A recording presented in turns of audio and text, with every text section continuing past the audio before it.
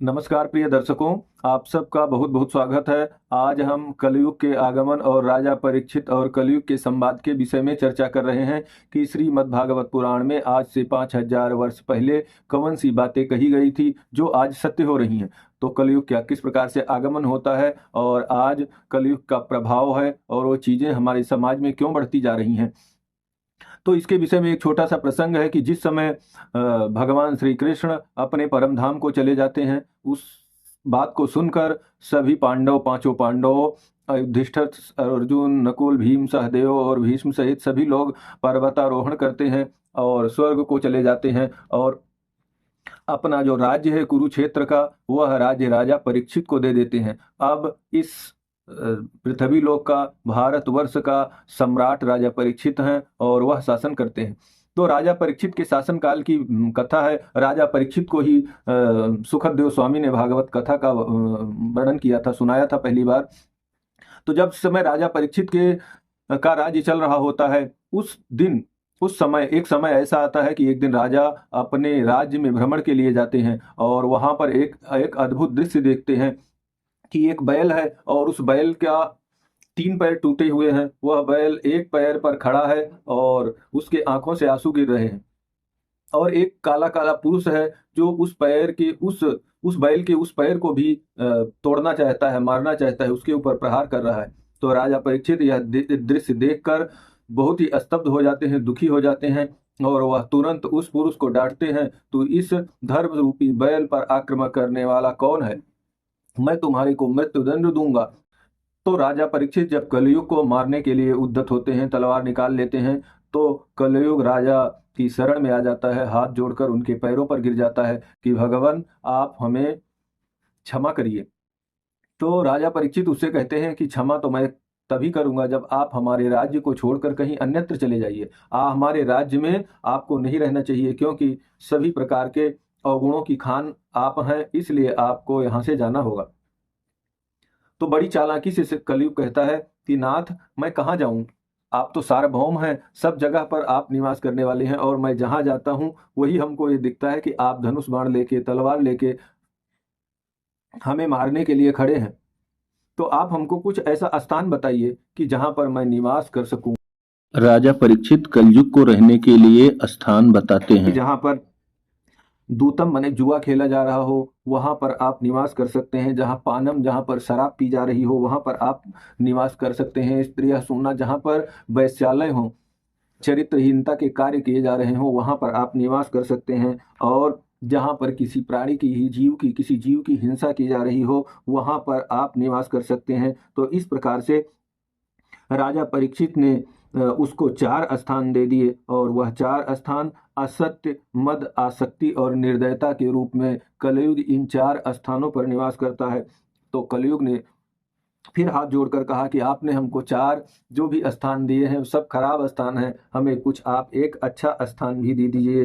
तो राजा परीक्षित ने उसे सुवर्ण अर्थात धन दिया कि धन में आपका निवास होगा। और वह धन कौन सा होगा? जो सुवर्ण या धन वह होगा जो अनीति या बेईमानी करके कमाया गया धन होगा, उसमें कलयुग का निवास होगा। तो इस प्रकार से 5 स्थान हो गए कलयुग के निवास के। अब समझने की बात यह है कि आज प्रत्येक व्यक्ति इन चीजों में लिप्त हो गया है। कलयुग के प्रभाव से या समय के प्रभाव से इन चीजों का खूब प्रचार प्रसार हो रहा है और इसी के साथ छल कपट की भावनाएं इतनी बढ़ती जा रही हैं, ईर्ष्या घृणा इतना बढ़ता जा रहा है कि व्यक्ति आज अपने परिवार में ही अपने परिवार के लोगों पर विश्वास नहीं कर पाता है। वह एक दूसरे के साथ छल कपट कर जाते हैं या अपने पड़ोसियों के साथ, अपने गांव वालों के साथ, जो लोग उसके अपने लोग हैं, जो उसके बचपन से उसके साथ में रहने वाले हैं, उन्हों लोगों से वह विश्वास नहीं करता है या उन्हीं से घृणा करता है, उन्हीं से विवाद करता है। तो ये बहुत ही चिंता की बात है। और गोस्वामी तुलसीदास जी लिखते हैं कि अभिमान विरोध अकारण ही, कि वह जो अभिमान है और विरोध है उसका कोई कारण भी नहीं है। वह बिना कारण के ही लोग एक दूसरे से विरोध कर रहे हैं, अभिमान कर रहे हैं, घमंड कर रहे हैं, ईर्ष्या कर रहे हैं, घृणा कर रहे हैं। तो यह समय का प्रभाव है और इसी के साथ छल कपट बहुत ज़्यादा बढ़ रहा है। और आपको पता होगा इतिहास में कि हमारे देश में भी लोगों ने छल कपट करके ही इस देश को गुलाम बनाया, और आज भी लोग तरह तरह के छल कपट करके हमारे जो भी अच्छे लोग हैं, सदाचारी लोग हैं, मानवतावादी लोग हैं, वह बुराइयों बुरे लोग उनका हर प्रकार से शिकार बना रहे हैं। तो इसलिए आप सबको सावधान रहना चाहिए। और इसी के साथ जो 4 चीज़ें कही गई, जुआ आज आप देखते हैं मोबाइल के माध्यम से घर घर व्यक्ति व्यक्ति में जुए का प्रचार हो गया है, और बड़े बड़े स्टार इसका प्रचार कर रहे हैं। और हमारे परिवार के बच्चे, युवा, समाज के अधिकतर लोग, एक आंकड़ा है कि लगभग 60 करोड़ लोग इस जुए के लत में लगे हुए हैं। तो इसी तरह इस जुए से जुड़ा हुआ जो है ट्रेडिंग एंड शेयर मार्केटिंग, वो भी एक तरह का जुआ ही है। उसमें भी बहुत से लोग इन्वॉल्व हो रहे हैं और अपना समय वेस्ट कर रहे हैं, नुकसान उठा रहे हैं और परेशान हो रहे हैं।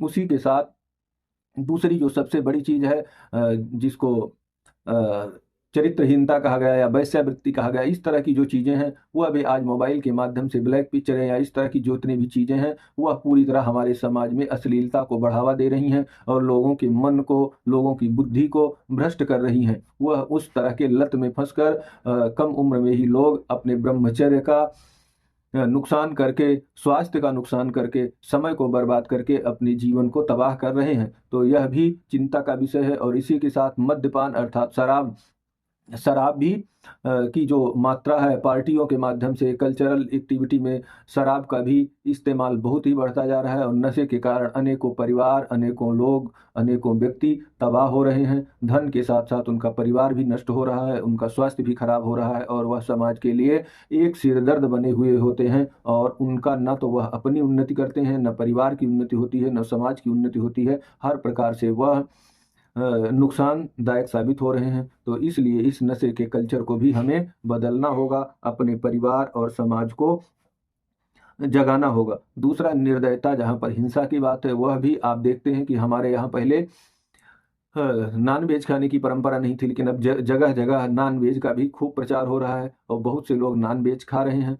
नॉन वेज खाना हिंसा का ही रूप है, तो यह हिंसा को खूब बढ़ावा मिल रहा है। तो इस हिंसा और निर्दयता के कारण ही लोग कई तरह के अपराध को भी अंजाम देने से नहीं डरते। तो इस प्रकार की यह जो हिंसा है, अश्लीलता है, नशा है, जुआ है, ये चीज़ें आज समाज में बहुत ज़्यादा बढ़ रही हैं। पहले यह एक एरिया में होता था या कुछ लोग उससे जुड़े हुए होते थे, लेकिन जब से यह मोबाइल आया है तब से इन चीज़ों का प्रचार खूब हो रहा है। और मैं मानता हूं कि शायद यह समय का प्रभाव है, बट आप सबको, अपने परिवार को, अपने बच्चों को और विशेषकर आपको अपने आप को भी बचाने का प्रयास करना चाहिए। नहीं तो फिर इस जाल में फंसने के बाद निकलना बहुत मुश्किल होता है। तो आज के इस कलयुग के अंक में इतना ही। धन्यवाद।